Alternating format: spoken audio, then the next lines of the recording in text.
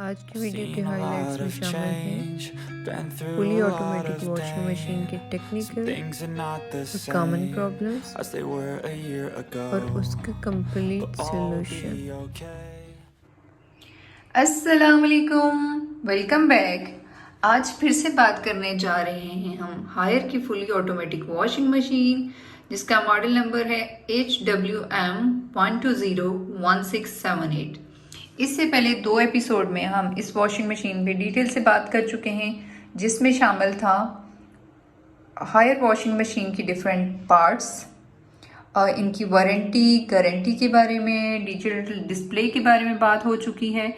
इसके अलावा ओवरव्यू एक मैं दे चुकी हूँ वॉशिंग मशीन के डिफरेंट फंक्शंस पे, वाटर लेवल पे, स्पेशली सोक टाइम पे हमने एपिसोड 2 में डिटेल से बात की थी।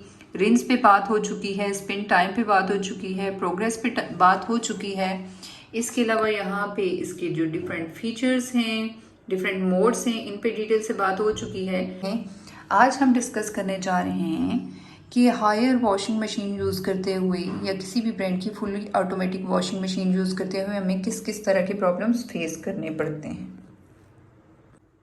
बेसिकली हमें 2 तरह के प्रॉब्लम्स फेस करने पड़ते हैं। एक तो टेक्निकल प्रॉब्लम्स हैं जो वॉशिंग मशीन में ऑटोमेटिक किसी भी रीज़न की वजह से प्रोड्यूस हो जाते हैं, और दूसरे प्रॉब्लम्स जो हैं कॉमन प्रॉब्लम्स हैं जो हम वॉशिंग मशीन यूज़ करते हुए अक्सर खुद ही फेस करते हैं। उनका जिक्र एज सच मैनुअल बुक या किसी और जगह पे नहीं आता।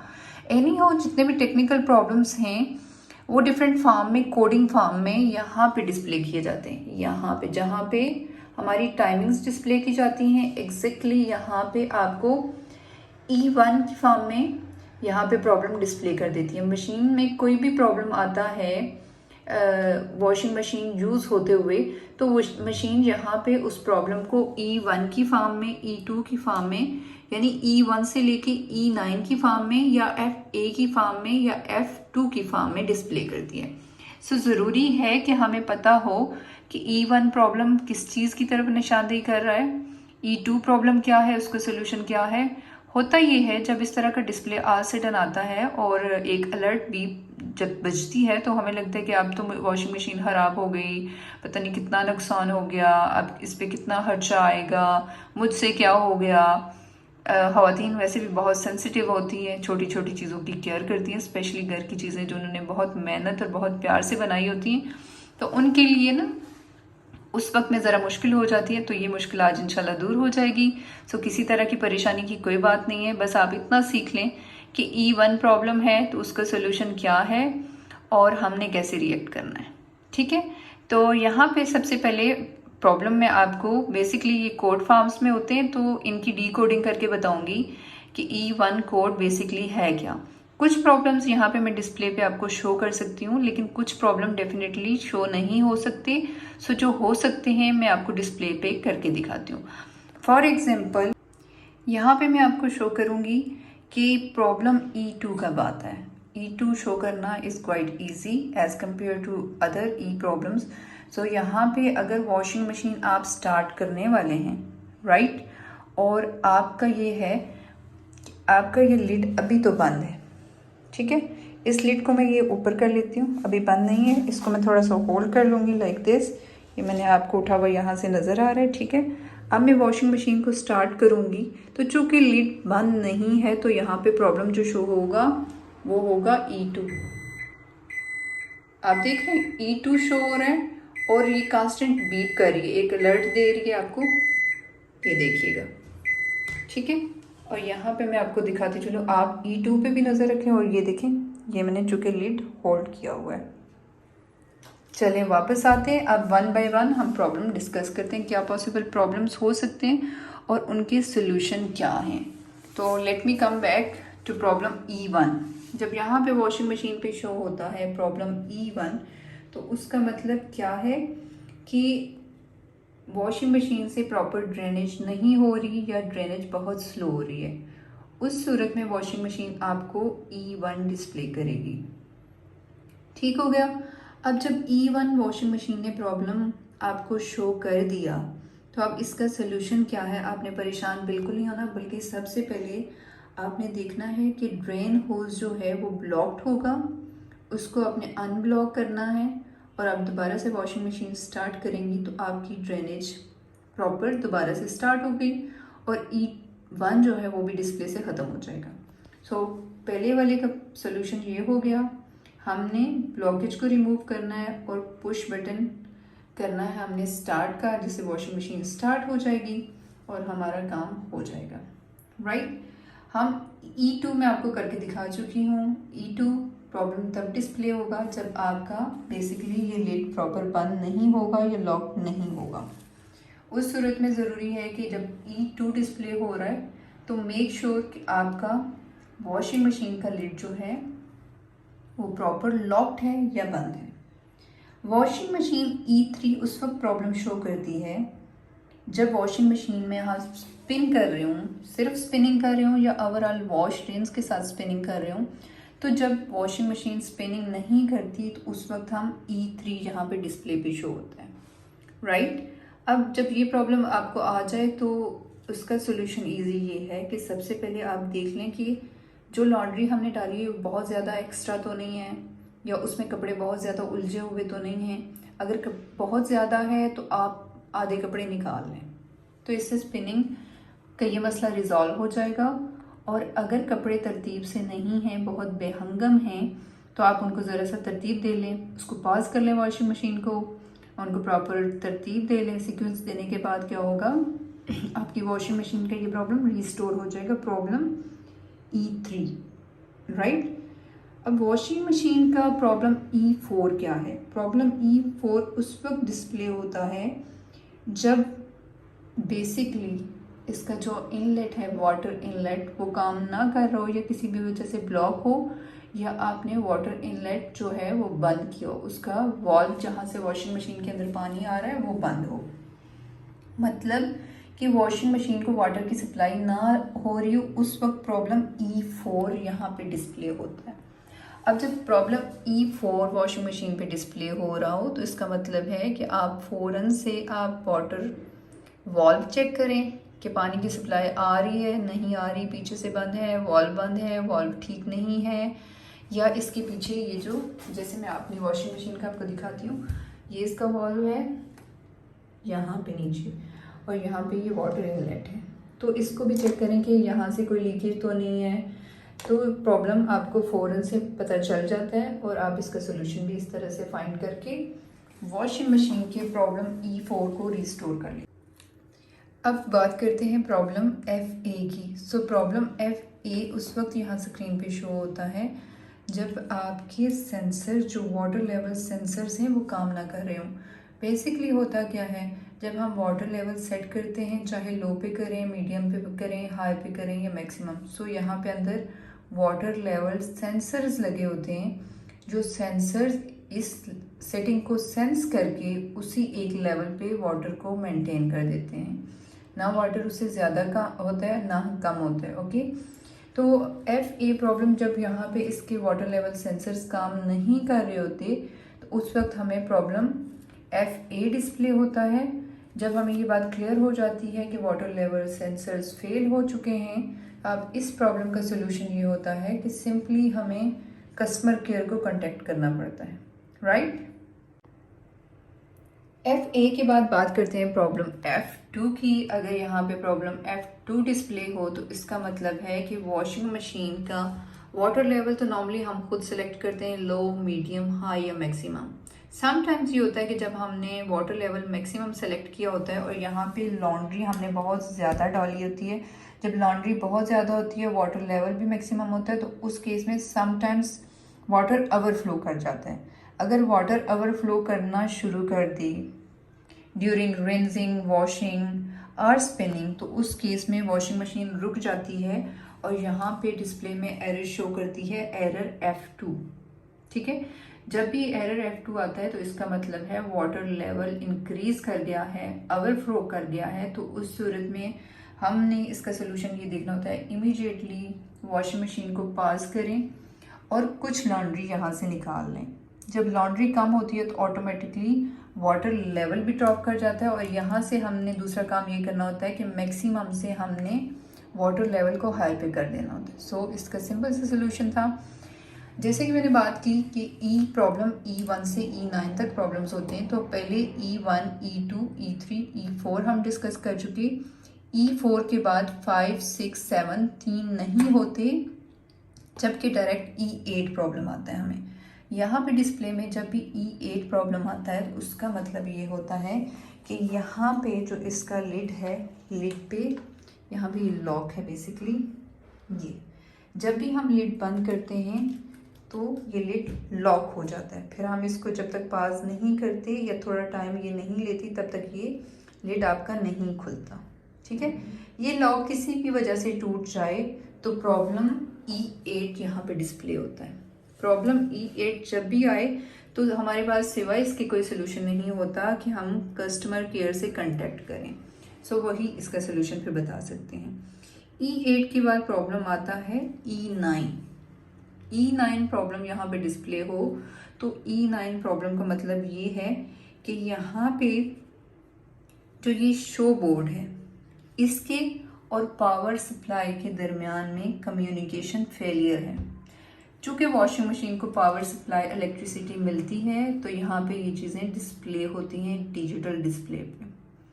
अगर इन दोनों का आपस में किसी वजह से कोऑर्डिनेशन ना हो तो यहाँ पे प्रॉब्लम E9 शो होता है। E9 की सूरत में भी बेहतर हाल इसका यही है कि कस्टमर केयर को कांटेक्ट किया जाए। ओके, यहाँ पे हमने कॉम्प्लिकेटेड या टेक्निकल प्रॉब्लम डिस्कस कर लिए वॉशिंग मशीन के, जो नॉर्मली हमें फेस होते हैं। अगर हम ओवरऑल बात करें तो ओवरऑल मेन प्रॉब्लम ये होता है कि समटाइम्स वॉशिंग मशीन पे यहाँ पे डिस्प्ले नहीं आता या पावर बटन हम ऑन करते हैं तो पावर बटन ऑन नहीं होता। तो उसकी रीज़न क्या होती है कि पावर सप्लाई ही नहीं है, या तो हमने बटन ही नहीं ऑन किया हुआ या फिर समटाइम हमने वॉशिंग मशीन एक्सटेंशन में प्लग इन की होती है तो एक्सटेंशन का बटन ऑन नहीं है या यहाँ पे ये टाइट नहीं है। उस सूरत में ज़रूरी है कि हम पावर सप्लाई फ़ौरन से चेक कर लें ताकि हमारी वॉशिंग मशीन चलना शुरू हो जाए। वॉशिंग मशीन किसी भी सूरत अगर काम नहीं करती तो मतलब इलेक्ट्रिक सप्लाई किसी न किसी वजह से नहीं आ रही। ठीक है, इसके अलावा जो एक मेन प्रॉब्लम मैनुअल या ऑटोमेटिक वॉशिंग मशीन में हम सब फेस करते हैं, समटाइम्स बहुत रैंडम सी साउंड्स आना शुरू हो जाती हैं, बहुत एबनॉर्मल साउंड्स आती हैं। तो मोस्ट ऑफ द टाइम उसकी रीज़न ये होती है कि मशीन का जो लेवल है, मशीन जब भी लाई जाती है तो उसको एक लेवल पे रखा जाता है और वो बिल्कुल इक्वल होना चाहिए। अगर मैं यहाँ पे इसका आपको दिखाऊं तो चूँकि मैंने इसको इस प्लास्टिक स्टैंड के ऊपर रखा हुआ है, ठीक है, तो इसका लेवल बहुत वेल मेंटेन्ड है। अगर इसको मैंने फ्लोर पे रखा हो तो समटाइम्स क्या होता है कि वॉशिंग मशीन जब बहुत ज़्यादा शेक करती है स्पिनिंग के दौरान या रिंजिंग के दौरान तो उस वक्त में बहुत एबनॉर्मल सी साउंड्स प्रोड्यूस होना शुरू हो जाती हैं। तो वो एकदम से हम भी घबरा जाते हैं या वॉशिंग मशीन रुक जाती है और अलार्मिंग अलर्ट देना शुरू हो जाती है। ठीक है, उसके लिए ज़रूरी है कि आप फ़ौरन से वॉशिंग मशीन का ग्राउंड लेवल चेक करें और अगर वो स्मूथ नहीं है तो उसको इमीडिएटली उसको पास करके या उसको पावर ऑफ करके उसका लेवल स्मूथ कर लें। दूसरी रीज़न होती है कि समटाइम्स हमने जो लॉन्ड्री डाली होती है स्पिनिंग के लिए तो अगेन उसका सीक्वेंस प्रॉपर नहीं होता, वो बहुत रैंडम होती है या ओवरलोडेड होती है, तो उस सूरत में भी डिफरेंट तरह की नॉइजेस प्रोड्यूस होती हैं। सो इन दोनों सूरत में ज़रूरी है कि ग्राउंड लेवल चेक कर लिया जाए। अगर डिफरेंट तरह की आपको साउंड्स आ रही है वॉशिंग मशीन से उसको फ़ौरन से पास किया जाए, सप्लाई कट ऑफ किया जाए और प्रॉब्लम चेक करके उसका क्विक सोल्यूशन किया जाए। यहाँ तक बात समझ आ गई। अब हम 2-3 तरह के और प्रॉब्लम्स फेस करते हैं और वो प्रॉब्लम्स क्या हैं वो मैं आपको भी दिखाती हूँ। तो चलिए जी, प्रॉब्लम वो ये आपको दिखाने थे। यहाँ पे मेरे पास पड़े 3 बटन्स, ये टसल्स हैं और उसके अलावा ये जिप है। ठीक है, अभी वॉशिंग मशीन को इस वॉशिंग मशीन को, चूँकि मैंने आपको बताया था कि हायर की मैंने पहले भी यूज़ की है, बट अभी ये वाली वॉशिंग मशीन को यूज़ करते हुए मुझे 2.5 मंथ्स अभी हुए हैं। इस दौरान में बेशुमार बटन्स गिरे हैं और एक जिप गिरा है, उसके अलावा ये टसल्स गिर गए हैं। ओके, ये प्रॉब्लम आप लोगों को भी फेस करना पड़ते होंगे। इसकी रीज़न होती क्या है कि हम एक तो इसको हार्श मोड पे लगा देते हैं, लाइक कॉटन पे, इको पे, एक्सप्रेस पे, स्पोर्ट पे या हैवी किसी भी मोड पे। तो जितने भी आपके कपड़े हैं, ठीक है, मैंने चूँकि ये एक्सपेरिमेंट खुद करके देखा इसलिए आप लोगों को इसका सोल्यूशन, ये प्रॉब्लम और इसका सोल्यूशन बता रही हूँ। तो उसके लिए सबसे ज़रूरी बात ये है कि या तो आप सॉफ्ट वॉश करें उसको, जितने कपड़े आपके बटन्स वाले हैं, जिप वाले हैं या टसल वाले हैं, या इस मोड पे आप सॉफ्ट वॉश पे करें या डेलिकेट पे उनको वॉश करें। तीसरा ऑप्शन भी आपके पास है, वो है बेबी केयर। ओके, मोड आपका ये होगा, इसमें आपने करना है सोकिंग बी लगा देनी 10 मिनट्स की। इन केस आपके कपड़े ज़्यादा गंदे हैं तो उसको 10, 20 या 30 मिनट्स पे सोकिंग के ऑप्शन पे बी लगा दें। राइट, जब आप ये कर लेंगे और उसके बाद एक तीसरा काम करना भी ज़रूरी है, और वो ये काम है कि आप सारे बटन्स बांध लें, कफ इन कर लें, मतलब बटन्स बंद कर लें, जिप कम्प्लीटली बंद कर लें। और टसल्स का तो खैर आप कुछ नहीं कर सकते। जब आप ये काम कर लें उसके बाद कपड़ों को उल्टा कर दें, ठीक है, कपड़ों को उल्टा कर देंगे, फिर आप उसको वॉशिंग के लिए इन 3 मोड्स पे, और अगर कपड़े गंदे इन केस तो सॉफ्ट टाइम पे लगा के फिर वॉश करें। फिर आपको कभी भी ये प्रॉब्लम फेस नहीं करना पड़ता, ना तो आपके बटन्स गिरते हैं, ना आपके जिप गिरते हैं, ना आपके टसल्स गिरते हैं। अच्छा जी, एक और प्रॉब्लम जो बहुत रेयरली हम सब फेस करते हैं, या हम में से कुछ लोग फेस करते हैं, वो प्रॉब्लम ये है कि होता ये है कि समटाइम्स आपका वॉशिंग मशीन आप जब ऑन करते हैं वॉशिंग के लिए, इसमें कपड़े डाल के, डिटर्जेंट डाल के, तो पानी यहाँ पे आपके टब में रुकता नहीं है।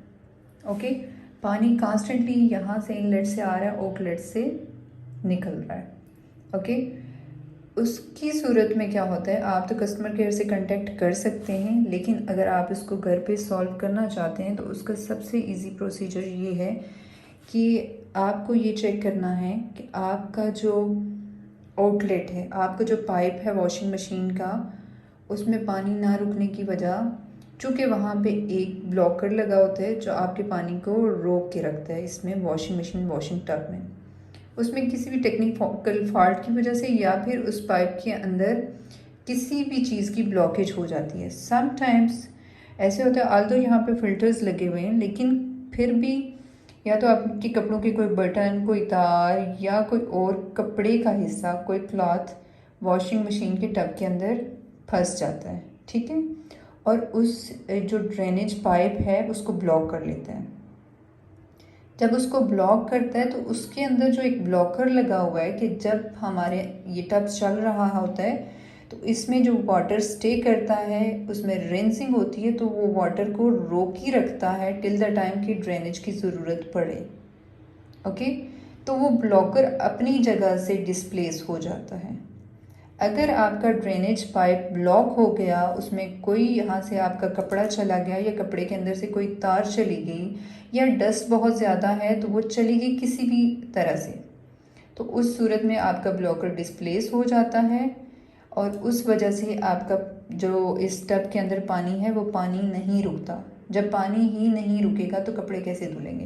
पानी की कांस्टेंट लीकेज हो रही है, कांस्टेंट इनलेट से आ रहा है और आउटलेट से जा रहा है, ठीक है। मतलब कि वॉशिंग मशीन को जब डिहाइड्रेशन हो जाती है, सिंपल अगर हम कह दें तो ये ज़्यादा बेहतर है। तो मैं क्या करूँगी, इसको एकदम से यहाँ पे कर दूँगी स्टार्ट। जैसे ही मैं स्टार्ट करूँगी तो आपको एकदम से ना ड्रेनेज की आवाज़ आएगी।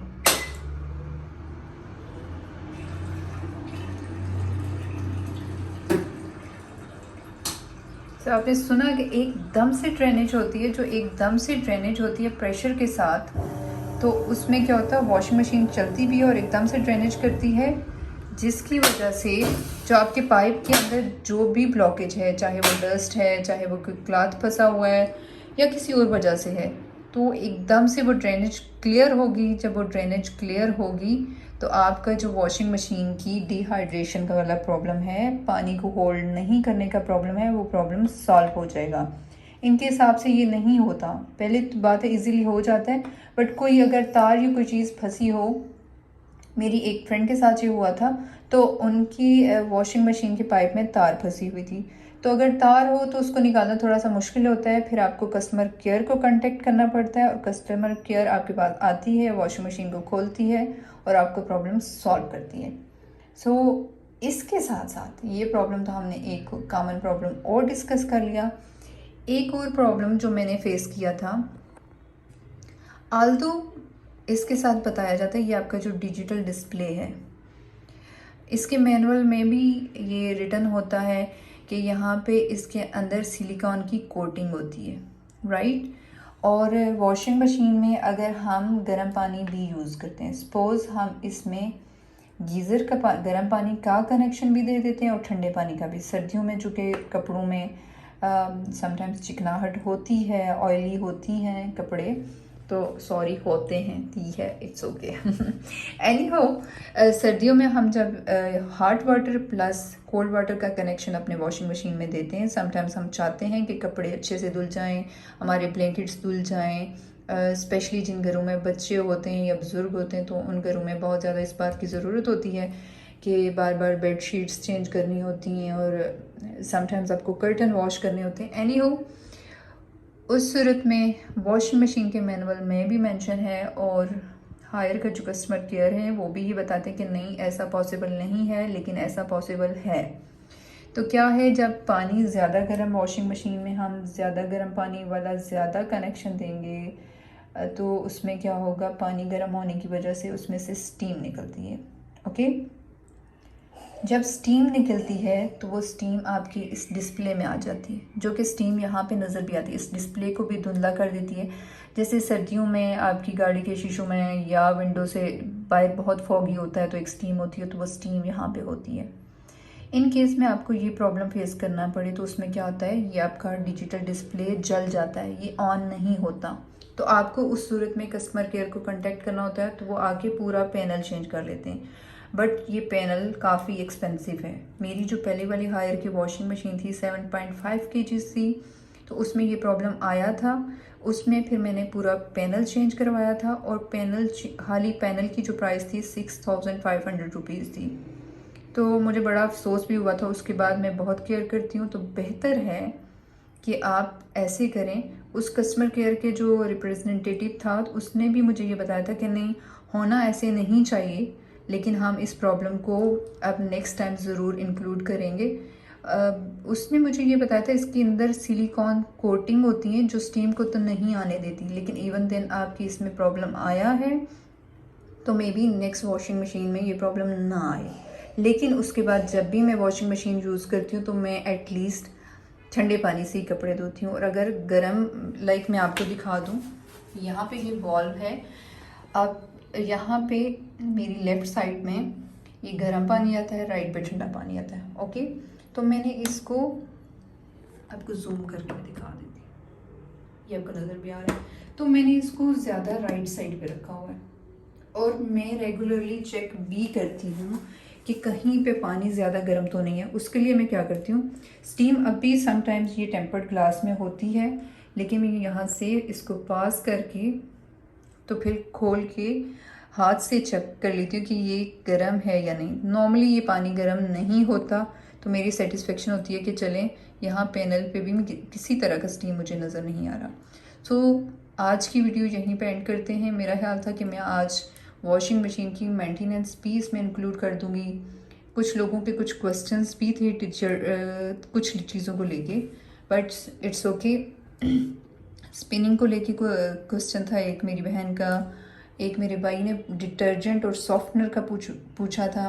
लेकिन इंशाल्लाह ये तीनों टॉपिक नेक्स्ट वीडियो में ज़रूर कवर करेंगे, ज़रूर शेयर कीजिएगा। मैंने बहुत मेहनत की है, ये सारे प्रॉब्लम्स को मैंने कंबाइन किया है, इनके सॉल्यूशंस को कंबाइन किया है।